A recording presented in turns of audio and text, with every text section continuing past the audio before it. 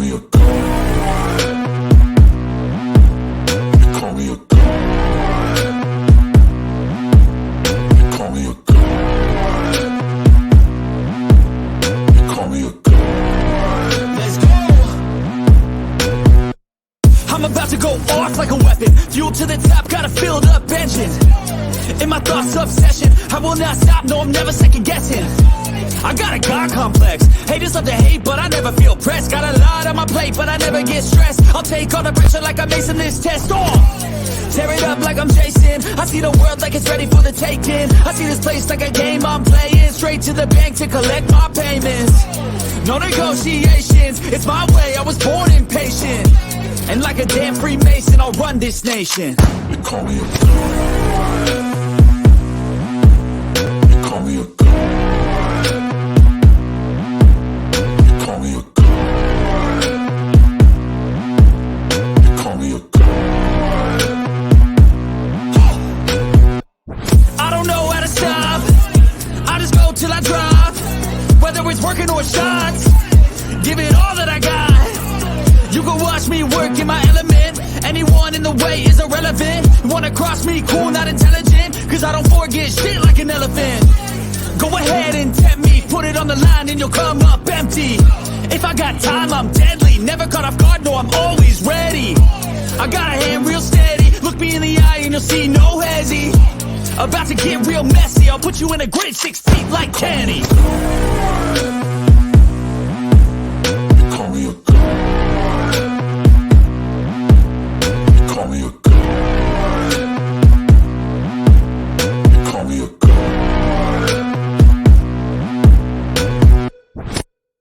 What is good, everybody? It's your boy Reckless Ray Dinero, and we are back at it again for another episode of Future Financial Strategies. First and foremost, we want to give a shout out to the sponsor of the show and the platform. Shout out to Delta Investment Tracker. Not only can you track your cryptocurrency investments in a very automated fashion by linking your wallets, etc., you can also now track your traditional portfolios via linking your brokerage accounts, which is awesome, super useful. So you're going to be seeing stuff in regards to the brokerage accounts coming soon as we are building those accounts out. Secondly, shout outs to the family over at Circa 84. If you're looking at taking your investments to the next level with a group of like-minded people, a network of like-minded people where we are definitely going down into the weeds on strategy tactics. There's a plethora of successful, active investors and traders in the Circa 84 ecosystem, myself being specifically crypto focused, but as we build out this dividend portfolio, we're going to be talking, I'll be talking about strategy on the traditional finance side as well. Specifically in that realm, it's a very directed portfolio with some direct goals. We're looking at replacing the income that we currently have with the dividend income that we are looking to build to obviously replace the active income, or in my case, accompany it, because I'm not looking to not work. I'm just looking to not have to work. But in regards to this episode, as we can see at time of recording, Bitcoin has broken 52,000. These are coming in a little bit early because I'm getting in a few different episodes because I've had some stuff that I wanted to react to in the financial space, and I just want to dedicate to those specific topics, and this is one of them. For these reaction videos specifically, I will be dropping the link to the video down in the description in the news section. We started doing the news section, trying to make it so that people can go back, do their own research, catch these videos. But also in regards to the stuff that I react to, I definitely, even if it's things that I don't agree with, want people to be able to have access to those content creators, because obviously everyone's out here putting in that hard work. I don't live in these spaces, but some of these people do, and they should be acknowledged and thanked for that. You know what I'm saying? Because regardless, they're putting out the stuff, and we are consuming it. So of course they should be quantified for that time. The topic of the video says it all: financial warfare, the destruction of the American dream. Obviously, we went through the financial red pill breakdown, and in regards to what we talked about during that video series, the government is not here to help you. And one of the things that I found this absolutely flabbergastedly interesting, obviously this isn't stuff that is actively going into play, but it could. People are submitting ideas, and they're submitting ideas that are going to further crush and destroy the middle class. So I found a content creator, this video that we're going to be reacting to. It is Aaron Talks Money, and she has a few, I'm pretty sure we're going to be reacting to a few videos. She has some really interesting breakdowns, and we're going to do one of them today. So I'm going to pull this up, and we're going to talk about it. Let's get that there. So it's about me. We're reacting, obviously. Let's throw up that fair use banner just in case Aaron is. Just throw this up. You know what I'm saying? We'll throw that up right now. Let's jump into it. Let's see what you got to say. Hey guys, what's up? I'm Erin, and welcome back to the channel. Hi, Erin. The government should stop allowing pre-tax contributions to accounts like the 401k and the IRA. At least that's the argument put forth by a couple economists in a recent research paper. So these people don't want you to be able to contribute to your Roth 401k or your 401k plans. Like, now the thing that they sent, and we're gonna be jumping all over this. This is gonna be a good one. But just the thought of that, your average everyday Americans, they're going, yeah, you guys shouldn't be able to save tax deferred, because if you don't get to save tax deferred, you get to pay extra taxes. But let's keep going. Basic premise of this paper is that these employer-sponsored retirement plans have failed to resolve the retirement crisis. They've failed to help employees save more for their own retirement. In light of our current Social Security system being underfunded, they suggest that we should further restrict the usage of these plans in terms of the dollar amounts that can go into them and even what these accounts could grow to. That way, the government could further capture more tax revenue and then could take this tax revenue to use it to prop up the Social Security system. And we've all seen the headlines about the shortfalls with Social Security. So again, the boomers are not willing to just sit down and go into that quiet pasture. They're leveraging the people who are actively putting in the work now for a system that's not going to exist for them by taking away their ability to set aside money for retirement, to help foot the bill for the people who are now drawing on that system so they can have it. That's what's going on in a nutshell. These people want us to pay for people who are no longer working, that are going to be drawing on that system, that also paid into that system, which brings to light the question of, if we all paid into it, where did the money go? So, I mean, I want you to think about that. The system's funded from the onset, by the generation that's working. And they're supposed to invest and save up that money. And somehow we have grossly missed those numbers, which means that money was either misappropriated or taken and utilized for other things. And see, this is the reason that people are talking about the government's going to fix the problem. Like, no, the government is creating these problems. You're asking the person who's creating the problem to also fix the problem and thinking that they're going to give you free stuff. There's no free milkshakes. Absolutely issues here that need to be addressed. That's very apparent. But honestly, I was kind of shocked with this recommendation that came out as a way to prop up the system. This table shows the foundation for the author's argument. They say that in total, all of these tax-advantaged employer-sponsored accounts add up to a total of almost $185 billion of lost tax revenue for the government. And that's probably an important point. And think lost tax revenue for the government. We as citizens are already taxed 40 to 50% whenever you get through, because we are taxed for everything at every step of the way. You're taxed 40 to 50%. And I'm not talking about what comes off of your check. I'm talking about your sales tax, your state tax, the sin taxes that they add on everything.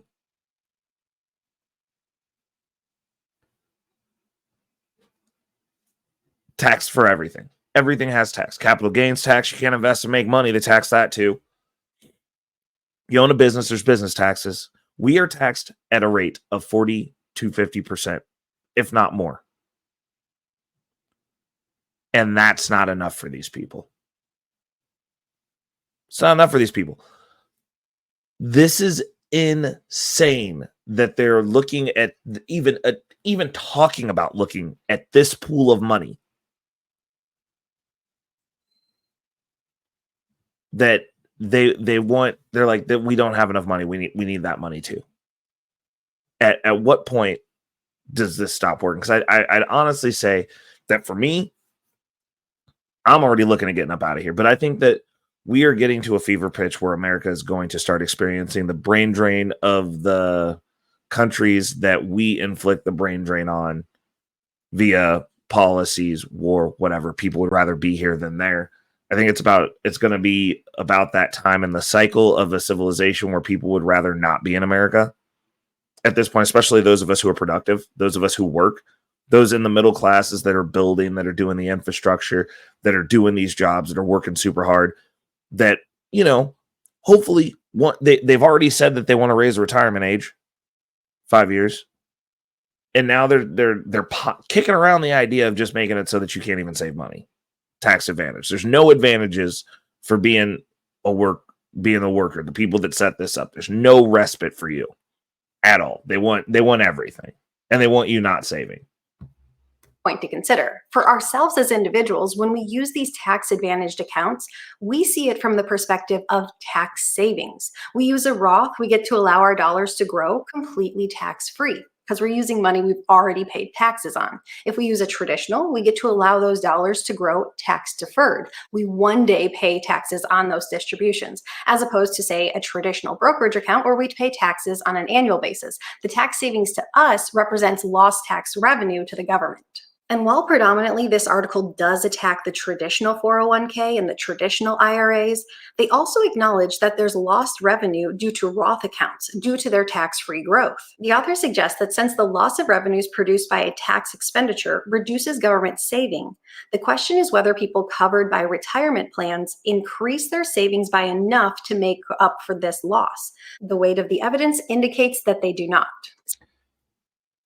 I'm going to read this back one more time, because it requires a little emphasis.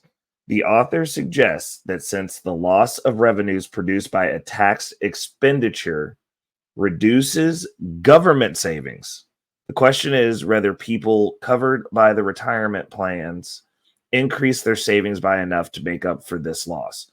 The weight of the evidence indicates they do not. Now,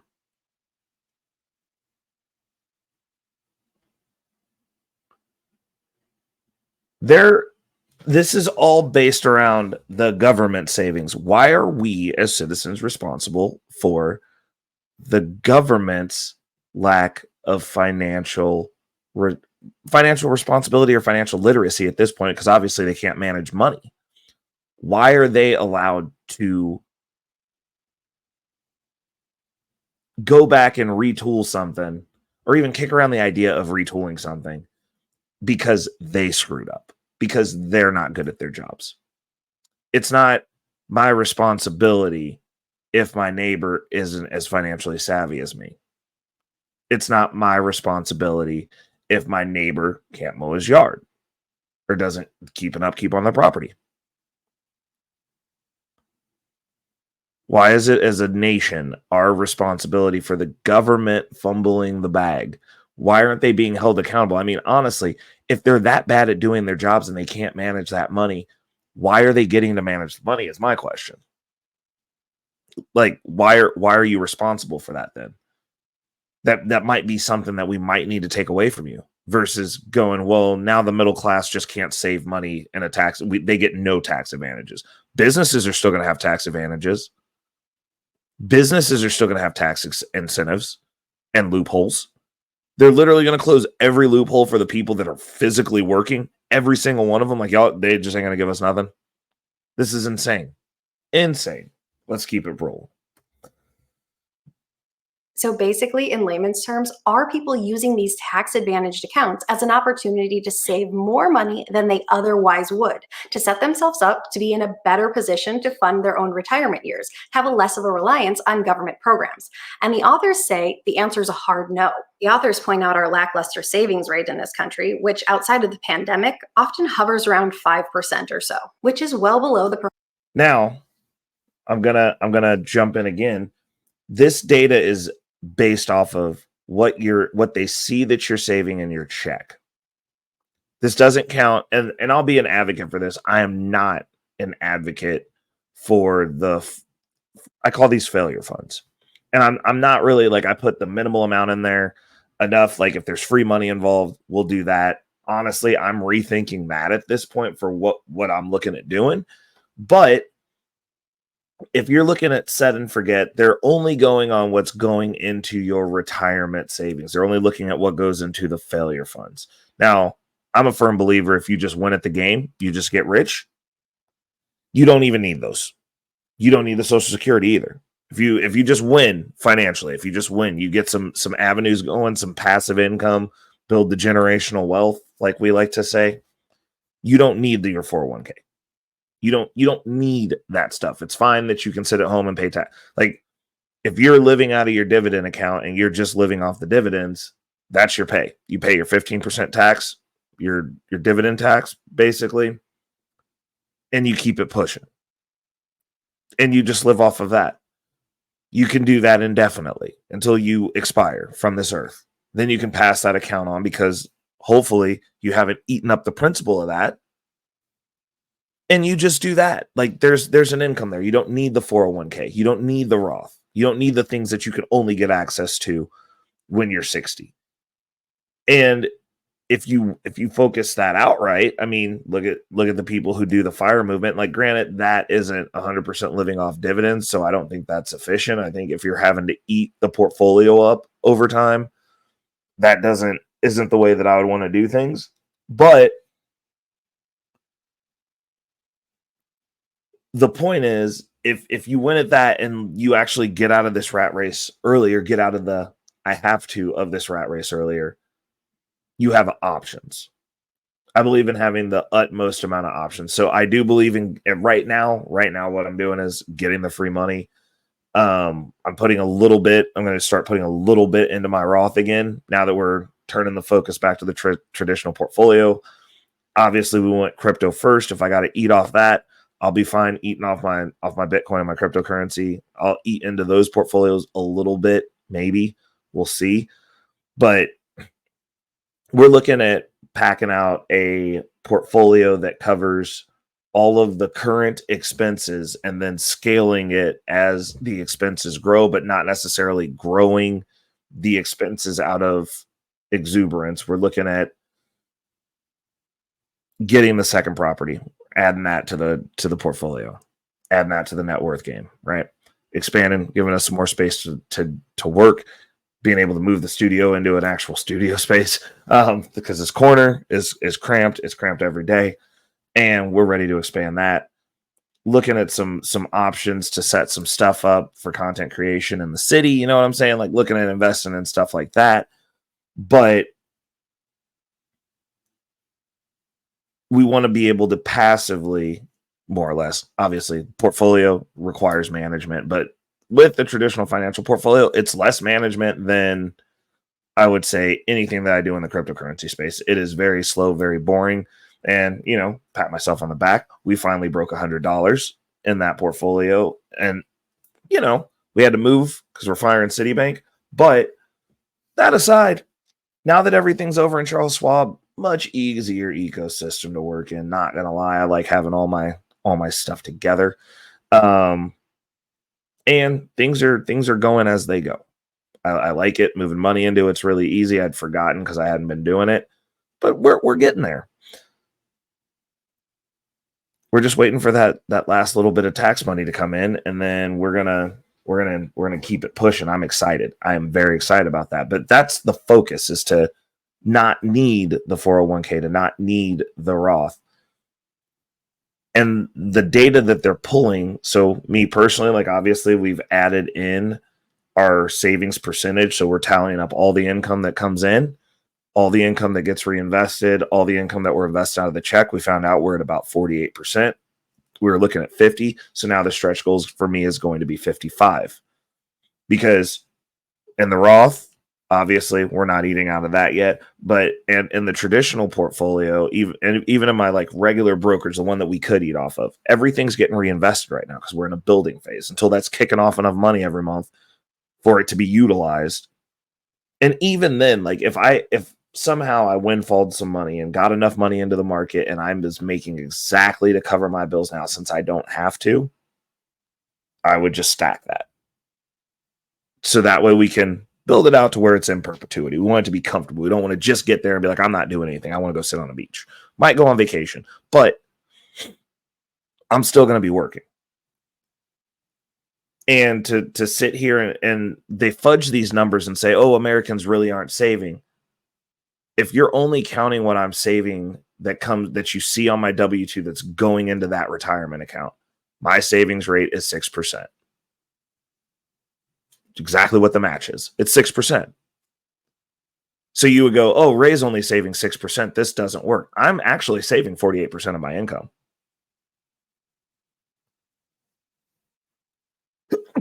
Whew, sneeze, bless me. So these numbers, the way that they're presenting it is angled. You got to remember that. Professional recommendations of 10 to 15% or so. And according to NerdWallet, the typical employee is putting just 6.4% of their pay into their company 401k. But let's not forget that the typical employer matches 4%, and this would give the average employee a savings rate of 10.4%. And some of them match more. Some of them you get 100% match. Just keep that in mind. We truly can't discredit the power of the employer match. Let's say you make the median household income of about $75,000 a year. You work for an employer who has a 4% match. You invest in a way to capture that full employer match. In this case, it's $3,000. That amount alone, simply invested over a 40-year working career, is almost $850,000. You notice that she's quoting a 40-year working career.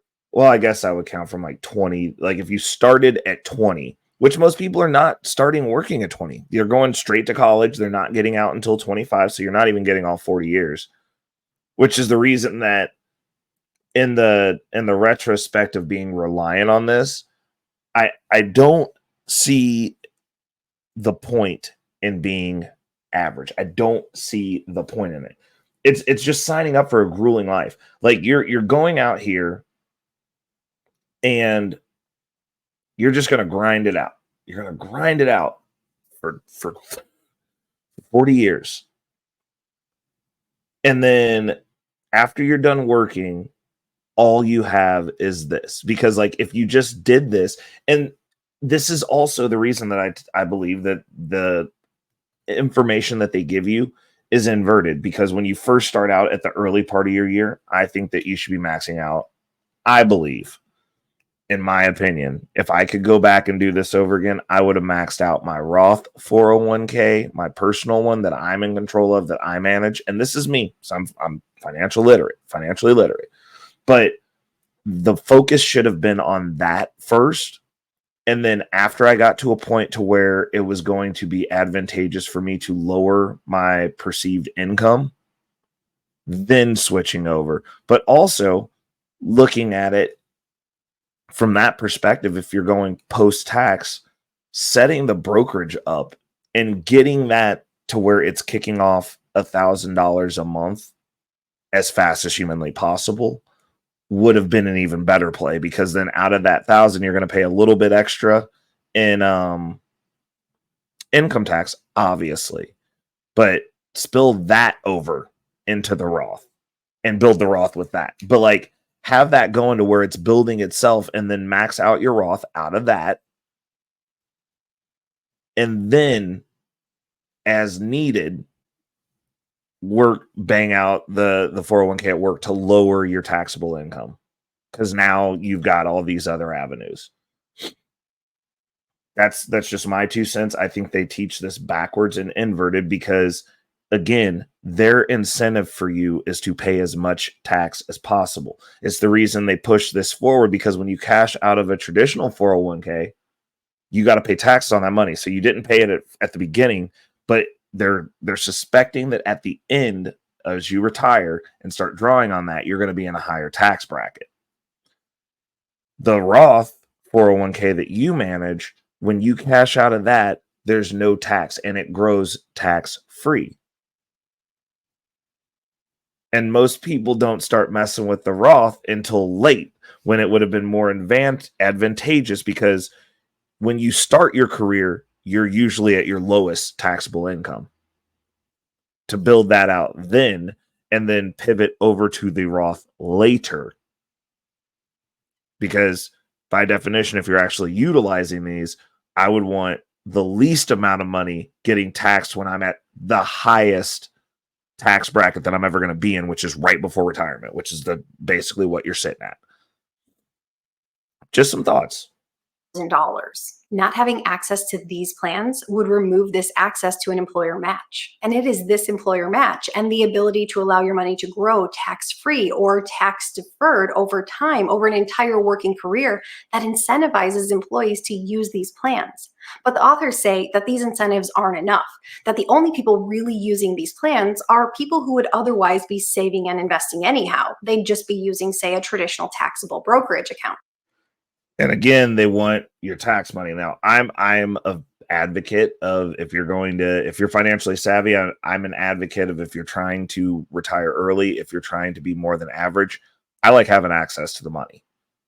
So I am investing regardless. I just don't. And like, even if they took this away, it's not like it's like closing the window on people being able to attain wealth, because you don't get wealthy out of your retirement accounts. But it's still taking away like an ability for people to lower their taxes. This is just about raising your taxes, and they're raising taxes on the middle and lower classes predominantly, because those are the two people who are normally collecting a W-2 wage check with no write-offs. And they're taking more from you. More. This is a war on y'all. It is a war on us. And it's a financial war. They don't want you to be able to save. They don't want you to have any tax advantages. They want you paying all the taxes at all times, as though you created these financial messes and you chose to go to war. But it might be worth noting that only 35% of Americans have any investments outside of a retirement tax advantaged account. So it doesn't seem like we can simply say that the only people using these tax-advantaged employer-sponsored retirement accounts are the exact same ones that would otherwise be investing outside of their employer plans. I just want to say shout out to the Wolfpack. We're in the 35% and hopefully driving that up a little bit. If it doesn't go up, that's fine. We're going to win. That's our focus, taking care of ourselves. We're going to win then. If we can't win with everybody else, we'll win alone. Let's go.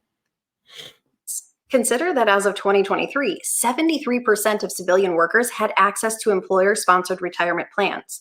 But notably, only 56% of workers participated in these plans. The authors write. And this is one of those things where it's like, you can't save everybody. There's some of you out there that want to have the short-term gratification at the expense of your long-term existence. All I ask is that when the tables turn and we get fast forwarded and you didn't do any of the things, that you're not complaining, that you're not telling people that they're lucky that they invested for the entire time and actually made it a priority in their lives to try to retire early, try to amass wealth, to try to better themselves in their financial situations, that you're not saying that they need to pay more when we know that the system that we exist in is just going to make you pay more. You made your decisions, the decisions that we are making right now, the decisions that you are making right now, the choices that you're making right now. You're going to have to sit with it. That means that the wins are your fault, but it also means that the L's are your fault. You can't have it both ways. You can't want to go on a trip every month, every week, and do the pictures for Instagram to look like you're doing something, and then on the back end be like, eat the rich because I didn't want to do what I needed to do to set myself up for the future because I was thinking short term. But now I want somebody to fix this as well. It's no one's responsibility to fix anything for you. If you're not out here fighting in this war yourself, if you don't want to acknowledge that you're on the battlefield whether you like it or not. At this point, you want to be average, you want to do the bare minimum, fine. But you're going to have to sit with the consequences of that because everything revolves around choice. And we do live in a system here in America where we have the choices. The information is out there. I put out videos a week. You get two videos in a live where you can come in and ask questions on Guns and Butter. Live, I answer questions there. Regardless of topic. Chat Lives Matter. Heavily involved in the chat. Normally we have a topic and normally it has something to do with money or leadership improvement at this point. Like there's a bunch of different improvement topics that we could have, conversations that we could have. But every week, 3 opportunities. I mean, and it's not just me. Obviously, Aaron, hold on, what is it? Wow. I'm gonna scroll down real quick. What is it? Aaron Talks Money. She's got a channel. Wall Street Chapper. He's got a channel. There's so many channels where people are talking finance, talking money. I mean, you can pick your flavor. You don't want to listen to me. You don't want to be a part of the wolf pack. That's fine. But like, go get your bags up. I'm not the only person talking about this. Matter of fact, I'm a new entrant to talking about this. But these conversations need to be had. People need to start talking about money. It matters. Like you're playing this game, like it or not. And that's the moral of the story. Is like you're playing the game, like it or not. You got to figure it out. And for those people who are not taking advantage of anything, at the end, fast forward when you needed it, when it's time to be ready, you're not going to be ready because you haven't been getting ready. Carefully point out that as income increases, the participation in these types of plans increases. And from that data, they make the claim that these plans primarily benefit the wealthy and leave out the middle and the working class. Yes, as you make money, it's easier to save money. When your income's quite low, they're also framing this narrative that wealthy people collect paychecks. Now, I understand the CEO of the company, obviously, yes. I understand that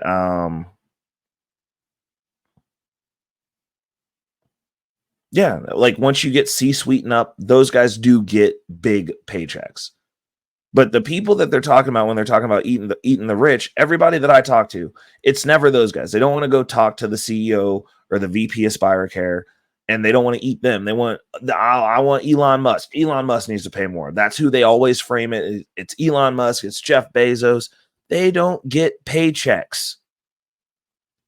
So the way that this argument is framed, people, like, you need to know when you're being manipulated by information. The way that they're presenting this is that these are now, not only are they further disincentivizing people because all of those eat the rich, wage slave workies aren't going to do what's in their best interest and take advantage of these plans, which they should be doing. They should be investing something anyways, because like I barely ever see them dressed up like homeless people. They got $100 shoes on. They got expensive outfits. They have all the things that you need to impress other poor people. Talking about eat the rich. I don't have the money to invest because I have to buy these $150 Jordans. that could have been used to buy Nike stock. Okay. Like, fine. There's a cost for that. Like, you're going to indefinitely lose. Also, you are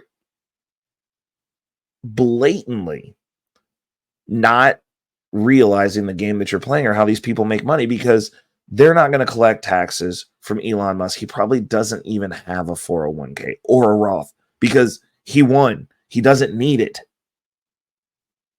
The people that you think you're going after, you're literally thinking you're shooting shots at these people and you're actually shooting yourself in the leg. But I digress. It can be difficult to find room in your budget to put money towards saving and investing. But arguably, when your income's lower and you're struggling to find money in your budget to put towards investments, it could actually be easier to contribute to a traditional 401k than it is to, say, contribute to a Roth 401k. And this makes sense. This part makes really good sense. A lot of people that I talked to, and honestly, it was a hump that I had to get over myself, was I don't have enough money to start. Everybody thinks they have to start perfectly. I got to get this grandiose number that it's always a number that they don't have, that they're probably not going to get within the next 5 years because they're not going to focus on it. I need to get $1,000 before I can invest. Now, back in the day, this was believable because a lot of the like the T. Rowe Price, TD Ameritrade, like all that fun stuff,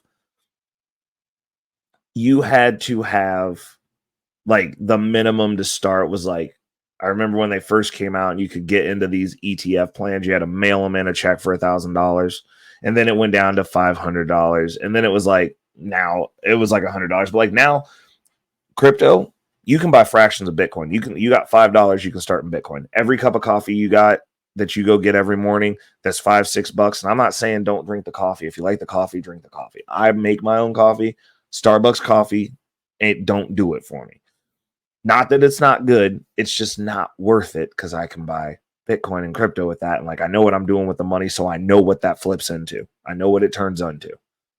So for me, it's not worth it. So I make my own coffee. But what I'm saying is there's zero excuses. You look in CashApp, you can buy fractional stocks and fractional ETFs out of the playpen of what they got. Greenwood, shout outs to Greenwood. It's a mobile banking app, Black Bank. They're allowing people to have access to the Bitcoin ETF. So now if you don't want to go get direct exposure and you want to stay in dollars and kind of what you know, you can go buy the Bitcoin ETF through the brokerage that's tied to Greenwood. There's ways to play the game. And like at this point, they've disseminated it down to where it's so easy for everyone to get in. I mean, you got all the Robinhood cats out there just banging out on Robinhood. Another avenue in. There are options and there are no excuses. So if you got $100 shoes on and you're talking to me about socioeconomic issues and how you can't get ahead, like, I don't have any sympathy for you. You're just making bad decisions and that's why you're poor. I don't feel bad. I don't feel bad for those people. Because you have $100 shoes on. You could have been investing. You could start. And that was a really hard thing for me when I first started out on my financial journey, was realizing like, yo, even though it's not that much, starting is starting. And like after you start seeing it grow, you start realizing like, oh snap, like this does start to get rolling.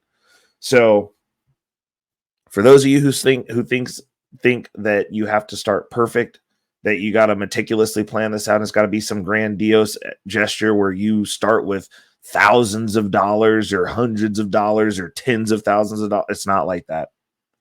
It's not like that. And the longer you wait, the more money you lose because of opportunity costs. So while you're sitting there procrastinating, talking about how you can't get started because you're embarrassed about having a portfolio with less than $100 in it, like anyone cares. That's not anyone's business. You're starting. It's your journey. It's your finances. You're just going to be poor forever because you were too embarrassed to start with $10. Okay. Enjoy that. But for those of you who needed that little kick in the butt, it's not too late to start. Nobody cares about your portfolio size. Like people don't make fun of you about that. Like I'd rather talk to you about your $10 portfolio of crypto than have you complain and have nothing to talk about or contribute to the conversation besides I'm waiting till I get a couple $100 to get ready, when we know full damn well that you don't that just ain't where you at right now, which means that we're going to be waiting for like 2-3 years. Every time I talk to you, it's a plan. You got a plan that never starts. Okay. But we're kind of at a point now to where it's like, you got to jump off the porch. Otherwise, you might not have an opportunity. Let's keep rolling. This is specifically the type of plan that the authors are against. It's easier to contribute because your contributions are made on a pre-tax basis. Let's look at a quick example. Let's say you have an income of $30,000 a year. If you contribute 10% of your paycheck to a traditional 401k, each month your take-home pay would be about $2,000 after your contribution. However, if you contributed to a Roth 401k, while your take-home pay would be over $2,000, after contributing to your Roth, you'd be left with about $1,900, a smaller paycheck than if you had gone with the traditional. And if you're in a position where literally every dollar of your paycheck matters, that can make a difference. And that's the reason I say we can't be fighting from the corner. We want to get out of the position where every cent of your paycheck matters sooner rather than later. But the same pushback that I previously had, if you've got $100 shoes on, then obviously every cent of your paycheck didn't matter. Your priorities are misplaced at present. It is what it is. Yeah, I mean, you can unite the sneakerheads, go ahead, that's fine. But being a sneakerhead and making that your personality to the point to where you're going to be indefinitely poor forever and a wage slave forever, and never being affected by these financial markets and never having ownership ever, I'm not going to have sympathy for you. There has to be decisions, there has to be priorities, there has to be discipline. And somebody who's complaining about how they can't save money with $100 shoes on is just a lack of discipline. You want to have your cake and eat it too. There's no cake and eat it too. If you want your cake and eat it too, get rich first. Get wealthy first. Get out of this system first. Break out of the financial matrix first. And then you can. Now, this is not an argument for or against the Roth. I think both the traditional and the Roth variety accounts are wonderful, and they both have their time and place. And I actually have a video that discusses them in more detail. It's simply to say that if you're in a situation where every dollar matters, contributing to a traditional 401k can allow you to save more while also being left with a bigger paycheck to work with. So limiting the options on these plans and limiting their availability could actually hurt middle and lower income earners. The authors also imply that it's simply wealthy Americans who are taking advantage of these 401k accounts for their tax advantages, not middle America. And if we look at the average account balances, maybe it gives a skewed picture of how much people actually have in these accounts. When we look at the median account balances, we get a more realistic picture that is the common everyday American that is utilizing these accounts to prep for retirement. Yes, I do believe the wealthy are taking full advantage of these accounts, but I also believe that middle Americans are utilizing these accounts to their benefits as well. And removing access to these plans would actually hurt the people that the author is trying to claim to help. And here's where I think the study has its greatest fault. So it will hurt the people because a lot of people aren't disciplined enough to take their finances under their own guidance. They're not financially astute enough or responsible enough to look at the money hit the bank account and then after they have it, distribute it accordingly. That's going to hurt people. That's going to make people, and it's by design. If you think about this, they're wanting more tax revenue. So if people aren't responsible inherently, most people are not disciplined. It's the reason that most Americans are out of shape. You just lack of discipline. You can look at your body and you can tell how disciplined a person is, basically. And most people aren't disciplined at all. At all. Now, you take that and extrapolate out to the financial realm.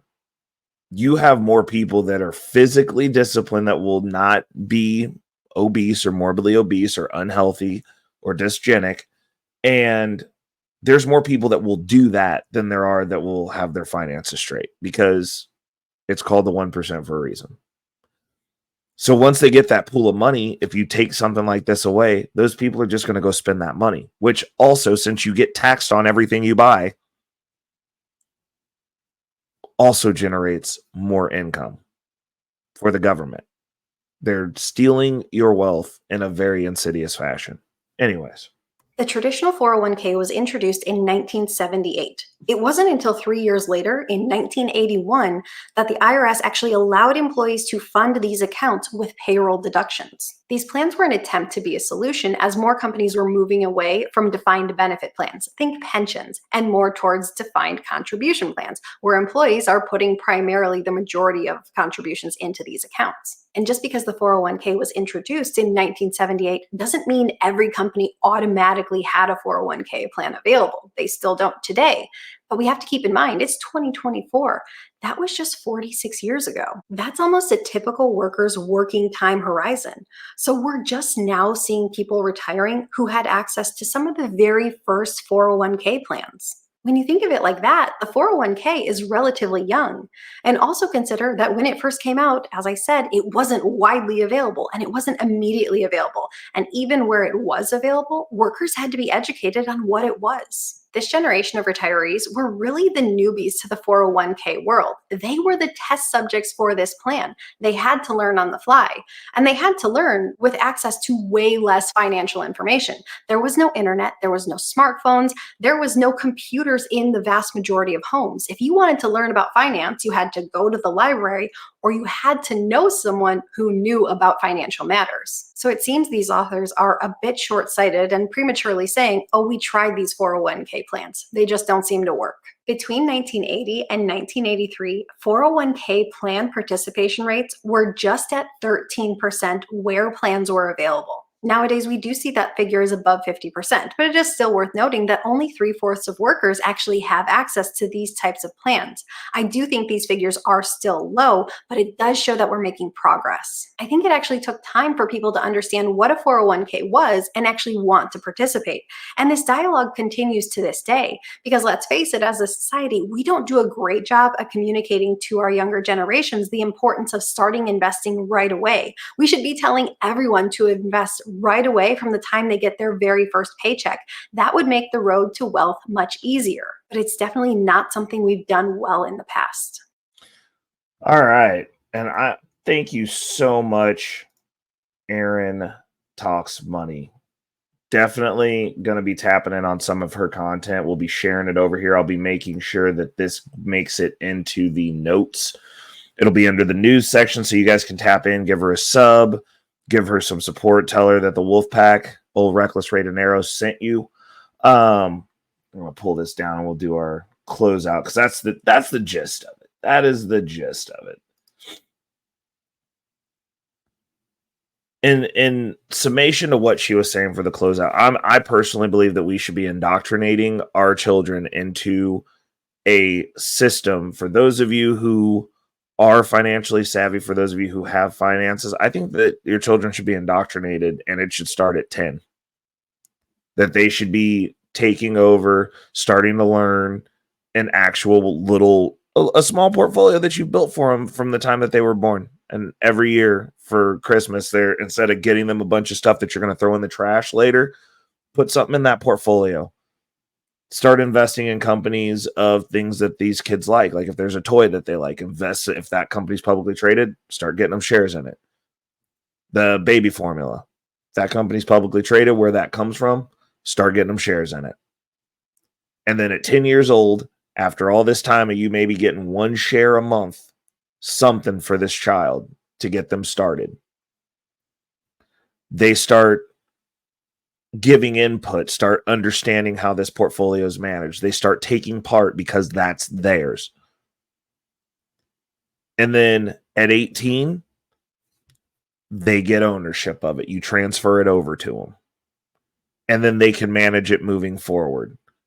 Because you've had 8 years in the market of understanding how money works, of sitting there managing your own portfolios. Wins or losses, you let them bump their head. Let them do what they want to do with it. And then when they take it over at 18, if you've taught them well, that's your starter. That might be your college fund. That might be your, hey, like I'm going to go start a business fund, or a nest egg that they just continue contributing to, because then they know that this is how we save money. When they get money in from them birthdays, when people just give them money, they know we're saving X amount of this, whatever the standard is for your family. Like me personally, I think that it should probably be at least 10%. But set that aside, goes into the brokerage account for them. Start letting them pick out some stocks, letting them pick out some ETFs, let them see how it's going. Revisit it every month when you go, hey, like this is part of your allowance. Your allowance goes into here. How are we navigating this? So that way, when they come into adulthood, or what we like to call adulthood at 18, they have the ability to do something of their own volition. They understand how this works. They understand how these things are going to be utilized. Now they can tap it. They can go get that first car. They can do whatever they need to do with it. Personally, I wouldn't use it for something that they're going to tear up, but handing it off to them and being like, hey, like, this is it. Don't ask me for money. Like, I showed you how to manage money. Like, now you got to go make some money and you got to save some money. Like, you're going to be set forever. Like, how are we doing this? If we started doing that and implementing that as a standard, the subsequent generations, would not be lulled into this belief that somehow magically they're going to just go get more money from other people and the government's going to save them.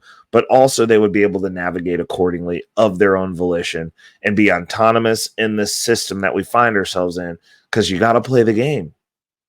You got to play the game. And we're going to close it out on that. It's Reckless, Ray Dinero. I hope that you guys saw value in this video. Do you guys like this type of video? Let me know, because like I haven't done these. I've got a few of these that I want to get out that I've been saving, and so I'm trying to make sure to get these in here so that way you don't have to worry about missing content on specific days. So tap in down in the comments. Are you saving? Are those of you who have children, are you instilling the next generation? Are you teaching them? I mean, I know a bunch of y'all might be past that point. Like, you might have kids past that point. But again, it's never too late to start. Like, start talking about money. Start having the conversations. It's important.